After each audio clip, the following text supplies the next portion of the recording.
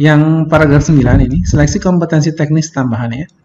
Instansi pusat dapat melaksanakan seleksi kompetensi teknis tambahan dengan menambahkan paling banyak 3 jenis atau bentuk tes, ya, setelah mendapatkan persetujuan dari menteri tentunya. Kemudian dalam hal pelaksanaan. Baik, selamat siang Bapak Ibu.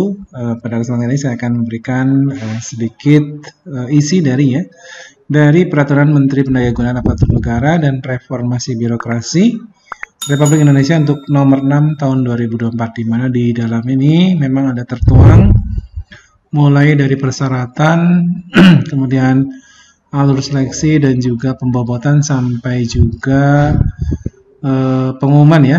Nah, nanti untuk seleksi CASN untuk PNS ataupun P3K ya. Tapi untuk saat ini saya akan fokus ke P3K dulu ya, karena memang untuk tahun 2024 ini lebih banyak alokasi untuk P3K ya. Jadi ada perbedaan untuk P3K dan CPNS tentunya. Oke, sebelum saya mulai videonya untuk sedikit mengupas peraturan Menteri Pan-RB ya untuk nomor 6 tahun 2024. Bagi teman-teman semua yang mungkin baru menemukan ini, jangan lupa klik like, share, komen, dan subscribe. Jangan lupa juga untuk mengaktifkan notifikasi loncengnya agar teman-teman semua tidak ketinggalan informasi. Oke. Permen Pan-RB nomor 6 tahun 2004 tentang pengadaan pegawai aparatur sipil negara. Ini untuk P3K ada di pasal 39 teman-teman semua. Pasal 39 langsung ya, di pasal 39. Nah ini. Seleksi pengadaan P3K. Oke, saya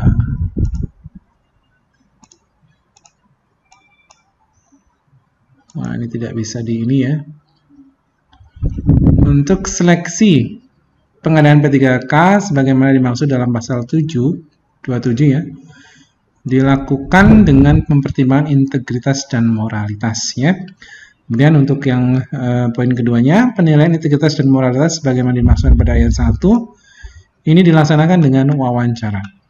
Kemudian seleksi kompetensi dan wawancara sebagaimana dimaksud pada ayat 2 ini dilaksanakan dengan metode CAT BKN. Ini berarti tidak ada perubahan ya dari tahun-tahun sebelumnya ya, masih menggunakan CAT BKN.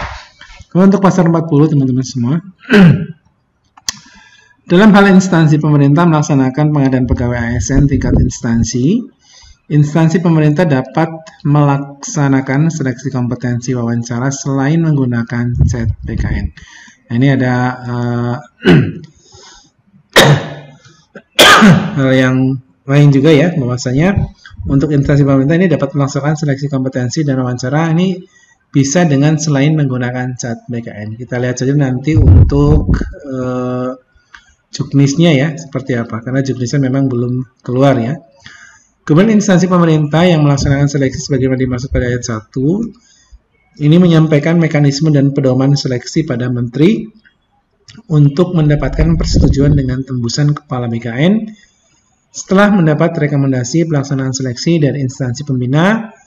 Jabatan fungsional paling lambat 10 hari kerja sebelum pengumuman lowongan.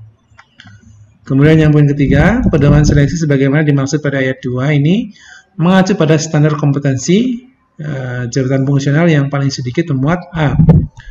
Jenis seleksi kompetensi, kemudian pokok substansi yang dinilai pada setiap jenis, komisi penguji lembaga, bobot penilaian, kemudian sifat setiap jenis tes menggugurkan atau tidak menggugurkan, kemudian formulir dan aplikasi secara resmi yang dipergunakan untuk tes dan atau penilaian. Yang paragraf 9 ini, seleksi kompetensi teknis tambahan ya. Instansi pusat dapat melaksanakan seleksi kompetensi teknis tambahan dengan menambahkan paling banyak 3 jenis atau bentuk tes ya, setelah mendapatkan persetujuan dari menteri tentunya. Kemudian dalam hal pelaksanaan seleksi kompetensi teknis terdapat jabatan yang bersifat sangat teknis ya, sangat teknis atau keahlian khusus. Instansi dapat melaksanakan seleksi kompetensi teknis tambahan paling banyak 1 jenis atau bentuk tes setelah mendapat persetujuan menteri. Kemudian seleksi kompetensi teknis tambahan sebagaimana dimaksud pada ayat 2 ini tidak dapat berupa tes wawancara. Ingat, tidak dapat berupa tes wawancara ya.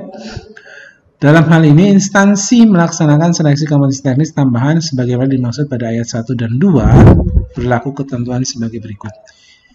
Yang pertama adalah seleksi kompetensi teknis tambahan diberikan bobot kumulatif paling tinggi itu hanya 50%. Gitu ya. Dari nilai seleksi kompetensi teknis secara keseluruhan. Jadi ini untuk kompetensi seleksi tambahan ini kalau ada nanti hanya bobotnya 50% ya. Jadi kalau untuk 100% untuk kompetensi teknisnya saja berarti nanti yang kompetensi teknis bukan tambahan juga 50% bobotnya. Dalam hal terdapat jadi satu bentuk tes wawancara pada seleksi kompetensi teknis tambahan selain dengan cat PKN ya. Sebagaimana dimaksud pada ayat 1 ini akan diberikan bobot paling tinggi hanya 10% saja dari nilai seleksi kompetensi teknis secara keseluruhan. Oke, seleksi sebagaimana dimaksud pada ayat 1 dan 2 dilaksanakan bagi peserta yang telah memenuhi nilai ambang batas kumulatif, seleksi kompetensi manajerial dan sosiokultural, serta nilai ambang batas wawancara. Poin ke-6, seleksi kompetensi teknis tambahan sebagaimana dimaksud pada ayat 1 dan 2 merupakan bagian dari seleksi kompetensi teknis. Ya. Oke. Kemudian untuk pengolahan hasil akhir seleksi ya. Nah, ini teman-teman semua. Pasal 43, pelamar dinyatakan lulus seleksi jika mempunyai nilai ambang batas dan atau berperingkat terbaik. Jadi nanti ada perankingan teman-teman semua ya. Apalagi yang guru nanti tinggal tunggu saja regulasinya ya. Regulasinya, juknisnya ya. Jadi nanti lebih jelas lagi. Karena untuk guru, tenaga kesehatan dan teknis juga akan berbeda tentunya ya. Kemudian ketentuan kelulusan seleksi sebagaimana dimaksud pada ayat 1 ditetapkan dengan keputusan menteri ya. Jadi ditunggu saja untuk juknisnya ya.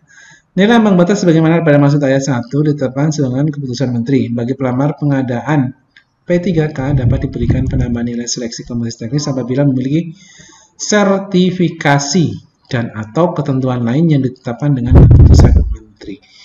Ya, sertifikat ya. Nah, ini jadi nanti apabila memiliki sertifikat kompetensi tertentu, nanti tentunya akan ada penambahan nilai seleksi kompetensi teknisnya ya. Ingat, hanya kompetensi teknisnya. Jadi untuk sosial-kultural dan manajerial tetap ya. Tapi untuk teknis masih ada, kalau zaman dulu itu masih ada istilah afirmasi ya. Jadi suatu sertifikat kompetensi sebagai pada ayat 4 diusulkan oleh instansi pembina untuk mendapat persetujuan menteri. Instansi pembina jabatan fungsional dapat mengusulkan bobot sertifikat kompetensi bagaimana dimaksud pada ayat 5. Paling tinggi hanya 10% saja dari nilai paling tinggi kompetensi teknis. Oke, jadi bobotnya sekarang hanya 100% gitu ya. 10% ya. Oke, ini untuk P3K ya. Untuk pasal 44 ini sudah mengacu pada pengolahan hasil SKD, SKB ini artinya untuk PNS ya atau CPNS, bukan P3K. Oke, sementara ini untuk hal yang bisa saya kupas sedikit dari Permen PAN RB ya nomor 6 tahun 2024 ya berkaitan pengadaan aparatur sipil negara, pegawai aparatur sipil negara. Oke, terima kasih. Selamat siang. Assalamualaikum warahmatullahi wabarakatuh.